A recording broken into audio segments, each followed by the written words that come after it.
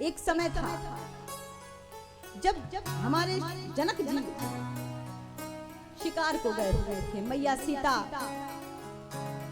पूजा room के अपना पूजा कक्ष जो है बड़ा साफ सुथरा कर रही थी, वहीं धनुष रखा हुआ था और धनुष जहाँ रखा हुआ था मैया ने उठाया और वहां पे गोबर से लीप दिया।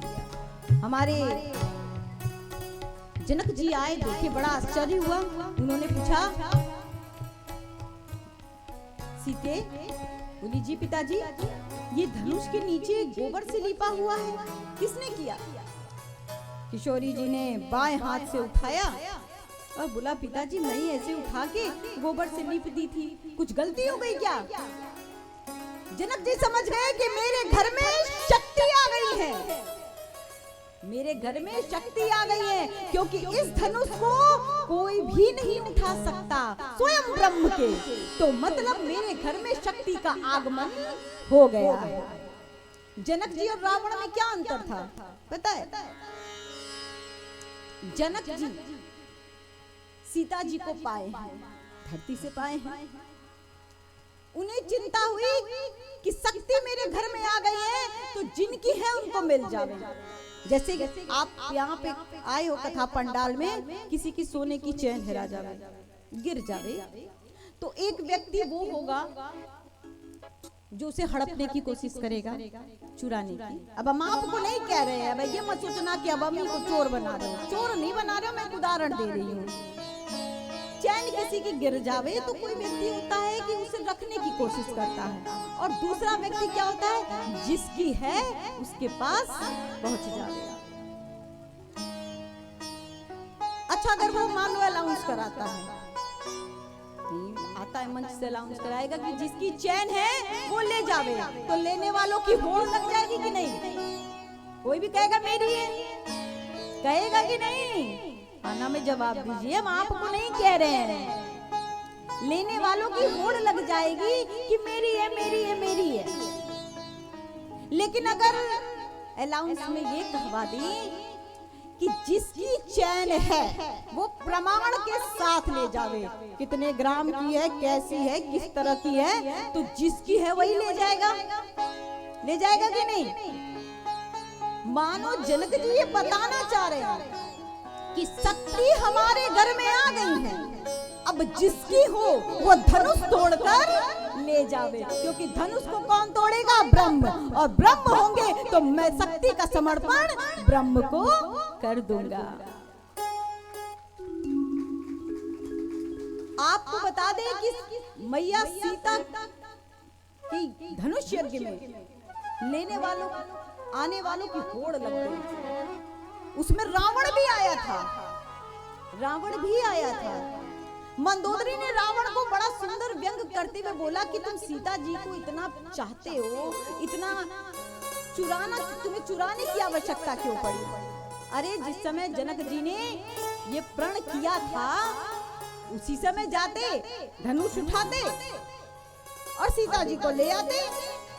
ये चुराने की आवश्यकता क्या पड़ गई? क्यों चुराया? तुम तो इतने बलशाली हो। तो रावण बात बनाने की कला में बड़ा निपुण था। उसने कहा, मंदोदरी तुझे क्या लगता है कि मैं धनुष को उठा नहीं सकता था? अरे जिस कैलाश पर्वत पर स्वयं शंकर जी बैठते हैं, उनका त्रिशूल रहता है, मैं पूरे कैलाश पर्वत को उठा लेता हूँ, तो क्या मैं धनुष नहीं उठा सकता था? मंदोदरी ने कहा, तो उठाया क्यों नहीं? क्यों नहीं उठाया? रावण बोला, वो धनुष, अगर जनक जी कहते कि धनुष को सिर्फ उठाना है तो मैं उठा देता, लेकिन उन्होंने कहा कि धनुष को तोड़ना है, और धनुष किसका है? हमारे गुरुदेव भोलेनाथ बाबा का है। तो धनुष मैं अपने बाबा के किसी भी वस्तु को तोड़ूंगा नहीं, इसलिए मैंने धनुष नहीं उठाया। और जनक, रावण की कलई तो तब खुली जब अंगद ने अपना पैर रोपा था उसकी सभा में। कहा था कि वो एक धनुष यज्ञ था जहां तू धनुष नहीं उठाया क्योंकि तेरे गुरुदेव का था, लेकिन यहाँ मेरा चरण है, ये भी धनुष यज्ञ हो रहा है। जरा मेरा चरण हटा के देख तो मैं सीता को हार जाऊंगा। जो मम चरण सकसी सटटारी, फिर राम सीता में हारी।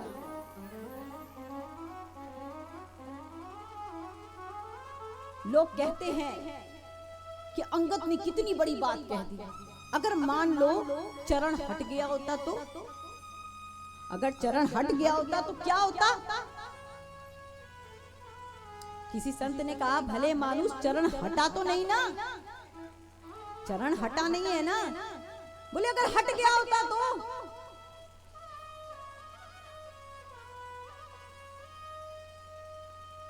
संत ने कहा कि कैसे कह रहे हो कि चरण हट जाता? अरे चरण हटने वाला नहीं था। क्यों नहीं हटता? बोले वो चरण नहीं था, वो अंगद का विश्वास था। तेही समाज की ये कठिनपन, जही तोलो कैलाश, तुलसी प्रभु महिमा कहे की सेवक विश्वास। वो अंगद का चरण नहीं था, वो अंगद का विश्वास था। और भगवान अपने भक्त के विश्वास को कभी डिगने नहीं देता। प्रबल प्रेम के पाले पड़कर प्रभु को नियम बदलते देखा। खुद का मान भले टल जाए, भक्त का मान न टलते देखा। खुद का मान भले टल जाए भगवान का, लेकिन भगवान अपने भक्त के मान को टलने नहीं देते हैं। भगवान अपने भक्त के विश्वास को डिगने नहीं देते हैं। इसलिए अंगद का चरण नहीं हटा। तो राजा जनक ने क्या क्यों प्रण किया कि धनुष जब तक नहीं टूटेगा, धनुष क्या है? ये अहंकार है। जब तक ये धनुष नहीं टूटेगा तब तक मैं अपनी बिटिया का विवाह नहीं करूंगा। शक्ति को ब्रह्म ले जाएंगे। क्या हो रहा है? ये थोड़ी देर बाद ही कार्य हो जाए।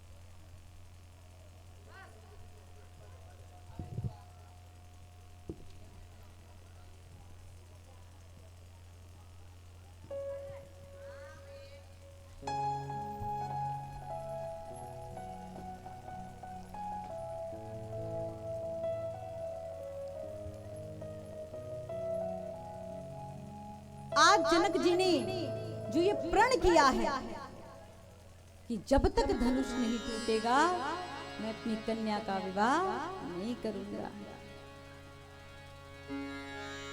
महाराजा जनक को परशुराम जी ने क्या क्या नहीं सुनाया। कहा मूर्ख जनक, इतनी बड़ी सभा में जनक को मूर्ख जनक कह रहे थे। अरे कन्या का विवाह करना था तो धनुष तोड़वाने की क्या आवश्यकता थी? कन्या का विवाह करना था, धनुष तोड़वाने की क्या आवश्यकता थी? अरे धनुष चलवा के देखता, तुझे ज्ञानी ज्ञानी कह के तेरा मस्तक सबने बिगाड़ दिया है। जनक जी बड़े धीरे स्वर से बोले कि चलवाता कैसे? बाण तो था ही नहीं, बाबा ने सिर्फ धनुष दिया था। अगर बाण रहता तो चलवा के देख लेता, लेकिन बाण नहीं था तो तोड़वा के ही तो देखूंगा। धनुष क्या है? अहंकार है। और अहंकार का खंडन कब होता है? जब हम अपने प्रभु के सामने आते हैं। अहंकार का खंडन, प्रभु और अहंकार का जब मिलन होता है तो अहंकार का खंडन हो जाता है। हम किसी भी कार्य को करें व्यवहार के रूप में अहंकार को लेके, लेकिन कार्य हो जाने के बाद अपने अहंकार को भगवान के चरणों में समर्पित कर दें। भोलेनाथ बाबा ने इस धनुष को त्रिपुरासुर का वध किया था, इस धनुष से, और फिर बाद में जनक जी को दिया। जनक जी ने जब ये धनुष लिया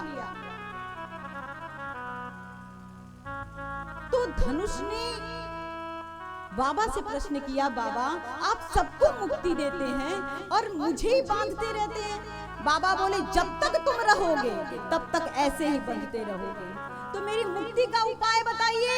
बोले बाबा बोले रामावतार होगा, जब हमारे राम आवेंगे तब तुम टूट के उनके चरणों में गिर जाना, तुम्हारी मुक्ति हो जाएगी। और वही धनुष यज्ञ आज जनक जी ने रच रखा है।